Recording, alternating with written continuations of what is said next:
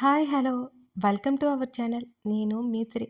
కథలోకి వెళ్ళే ముందు ఒక్క సెకండ్ పని లైక్ కొట్టేయండి. కొట్టేశారా? ఇక కథలోకి వెళ్ళిపోదాం ఆలస్యం చేయకుండా.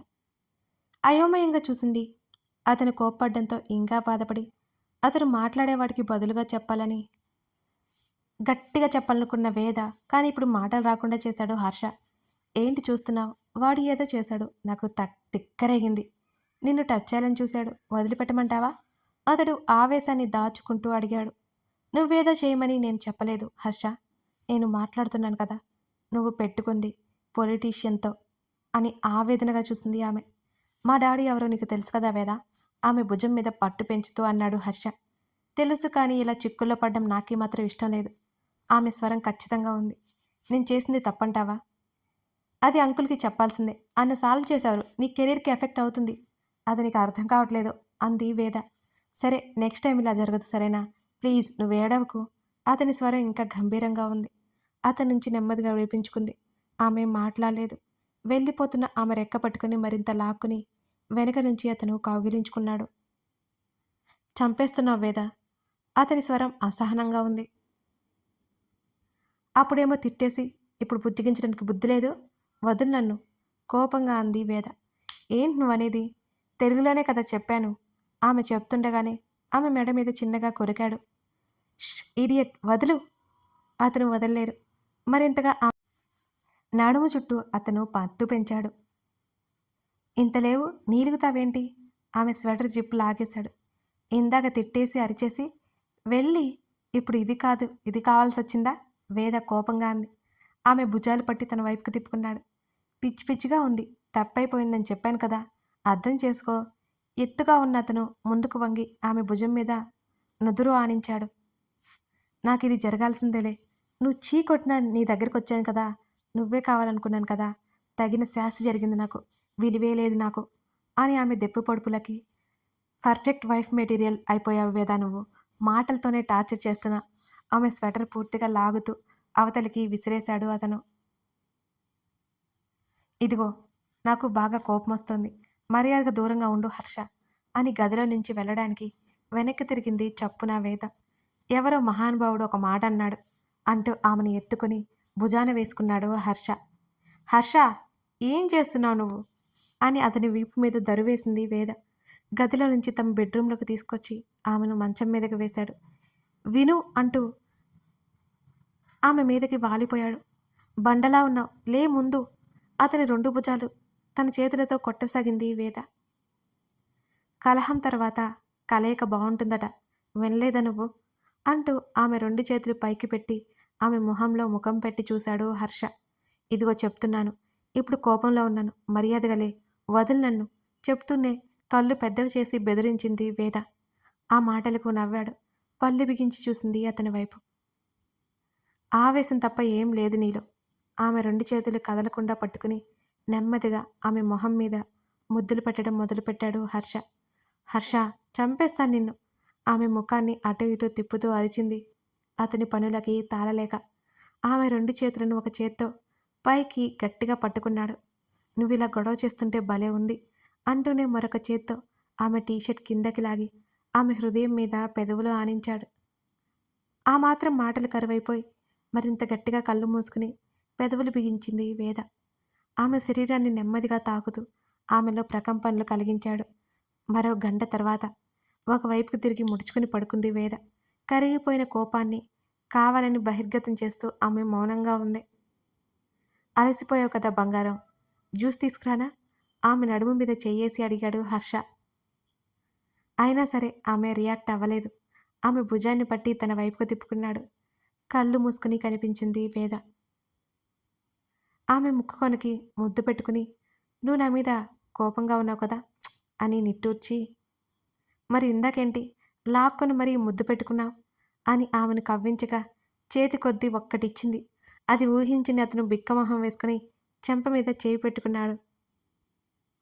రెండు చేతులతో ఆపకుండా కొట్టేస్తూ, ఐ హేట్ యు. నీకు అసలు నా ఫీలింగ్స్తో పని లేదా? ఎందుకు నన్ను ప్రతిసారి మాయ చేస్తావు నువ్వు అని అరుస్తూ ఏడ్చింది వేద. నువ్వే కట్టి నువ్వే ఏడవడం ఏమైనా బాగుందా? ఆమె కళ్ళు తుడుస్తూ అన్నాడు హర్ష.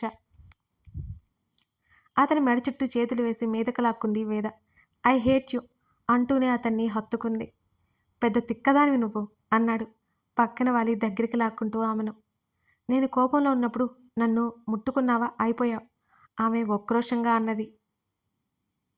సరే నేను ముట్టుకున్నా అనుకో, నెట్టేయచ్చు కదా నువ్వు, ఏంటివి? అతని ఛాతీ మీద ఆమె గుర్తులు చూపించాడు హర్ష. సిగ్గులేదు నీకు, మాట్లాడుకు అతని హృదయంలో ముఖం దాచుకుంటూ అడిగింది వేద. ఉఫ్, ఇంతకీ నువ్వు ఏం చేస్తున్నావో నీకైనా తెలుస్తుందా వేద?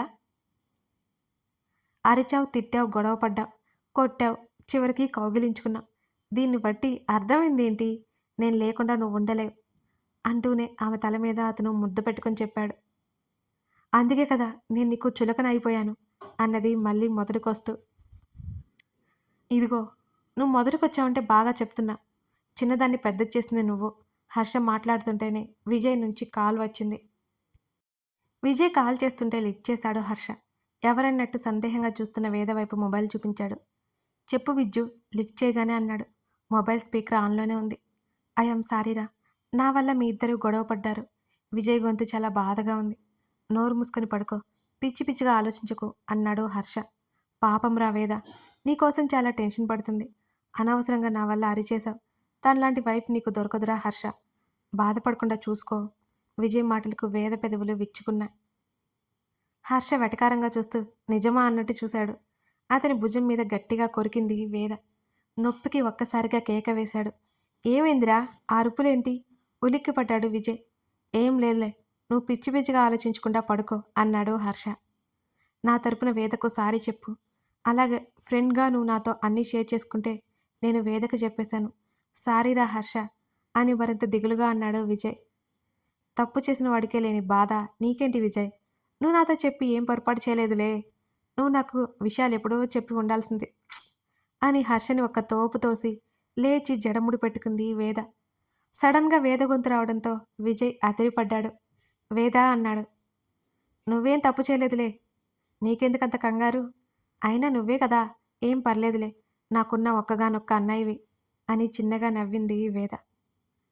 ఆమె నవ్వుతో దిగులంతా ఒక్కసారిగా పరారైపోయింది విజయ్కి. నిజంగానే నా మీద నీకు ఏ కోపం లేదా వేద అని ఆతృతగా అడిగాడు విజయ్. అన్నీ లీక్ చేసావు కదా, నీ మీద కోపడి ఏం చేయని చెప్పు. ఇక మీదట కూడా ఇలాగే అన్నీ నాకు చెప్తుండు అని విజయ్కి చెప్పి హర్ష చొక్కా తగిలించుకుని ఫ్రెష్ అవ్వడానికి వెళ్ళిపోయింది వేద. విన్నావు కదా అన్నాడు హర్ష చిన్నగా నవ్వుతూ. వేద బంగారంరా. అరే ఇక చాలే, నోరు ముయ్. అన్నా అనగానే కరిగిపోయావా? రాక్షసి ఇక నన్ను చంపుతోంది అన్నాడు.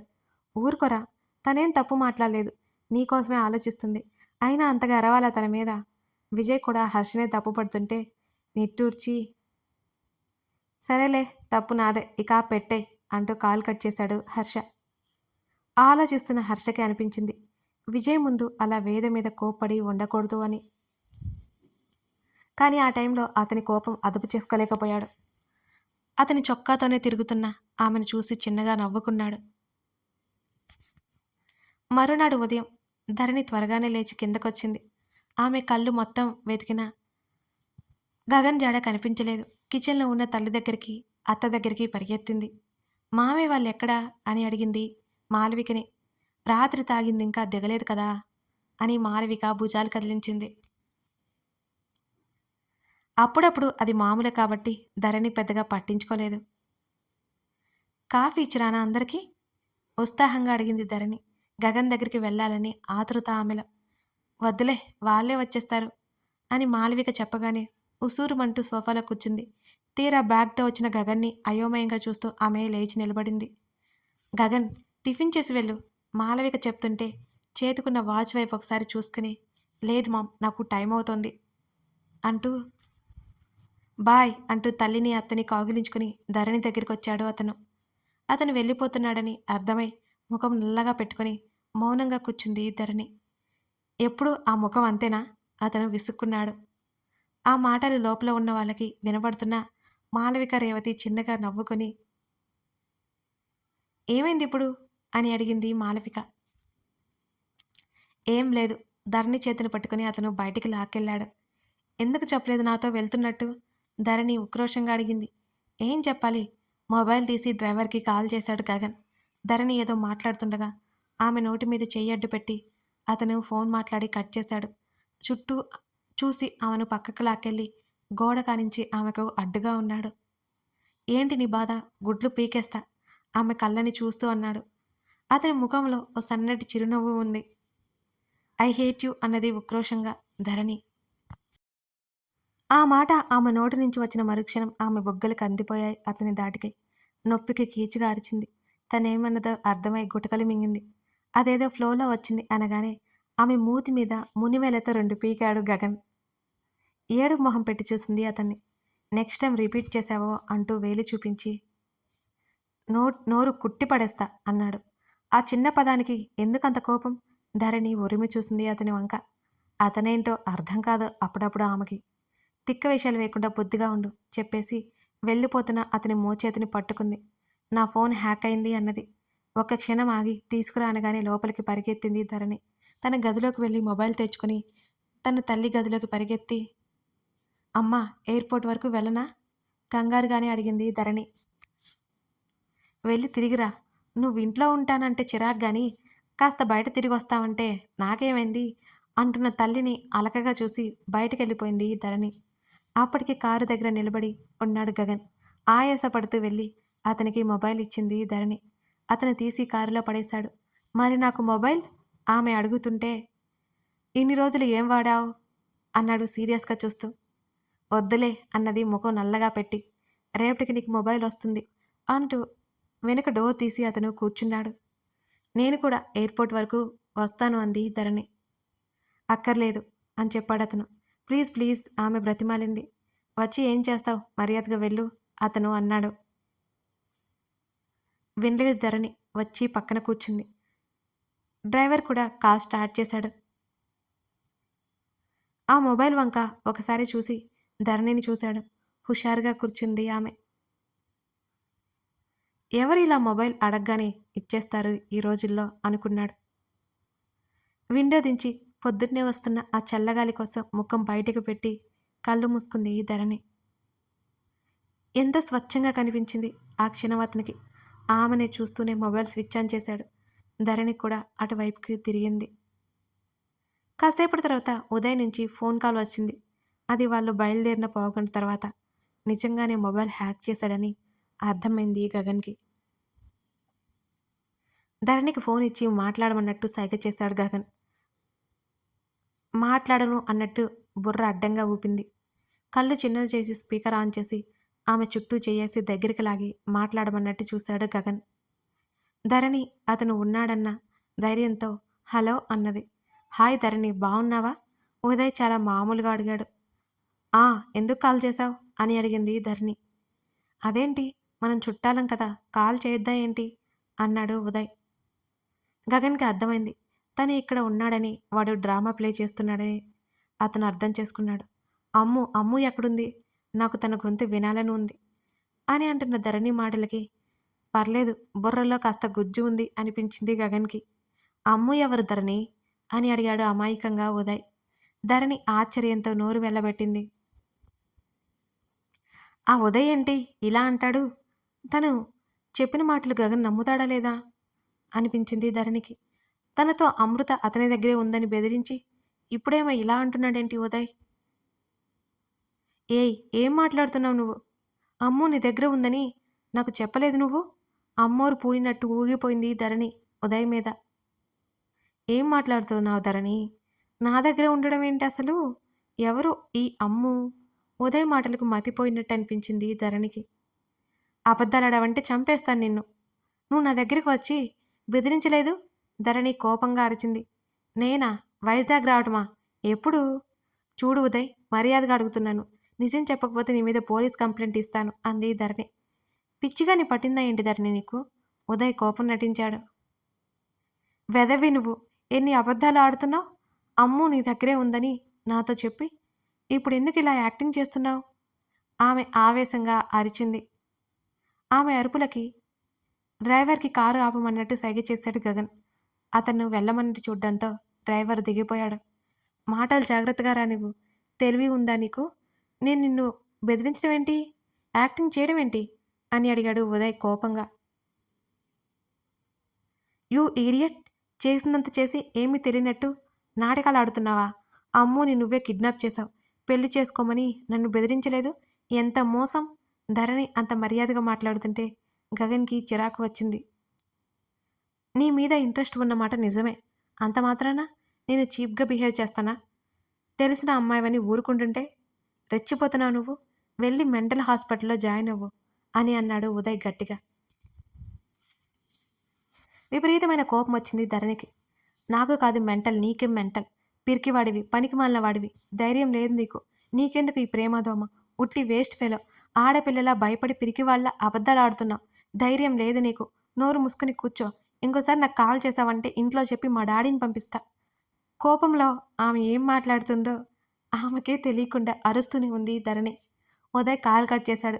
రేయ్ ఈడియట్! అతను చెప్పకుండా కాల్ కట్ చేస్తాడని ఆమె అరుస్తూనే ఉంది. ఆవేశంగా ఫోన్ వైపు చూస్తున్న ధరణి తలను తన వైపుకు తిప్పుకొని కట్ చేశాడు అన్నాడు గగన్. వాడు అబద్ధం చెప్తున్నాడు. నేను చెప్పేది నిజం. గగన్ తను చెప్పినవి అబద్ధం అనుకుంటాడని ఆమె భయం. అతని నుంచి వాడికి వచ్చింది పర్లేదనుకున్నాడు గగన్. కథ కొనసాగుతోంది. ఇప్పుడు గగన్ రియాక్షన్ ఏమై ఉంటుంది? ధరణి ఇంకేం చెప్పబోతుంది? తెలుసుకోవాలంటే తర్వాత భాగం చూడాల్సిందే. లైక్ చేయడం మర్చిపోకండి. మీ లైక్స్ వల్లే మన ఛానల్ ఉందని మరికొందరికి అర్థమవుతుంది. మీరు ఒక లైక్ చేస్తే ఆ లైక్ మరొకరికి ఈ స్టోరీని తీసుకెళ్తుంది. రిక్వెస్ట్ చేస్తున్నాను మర్చిపోకండి.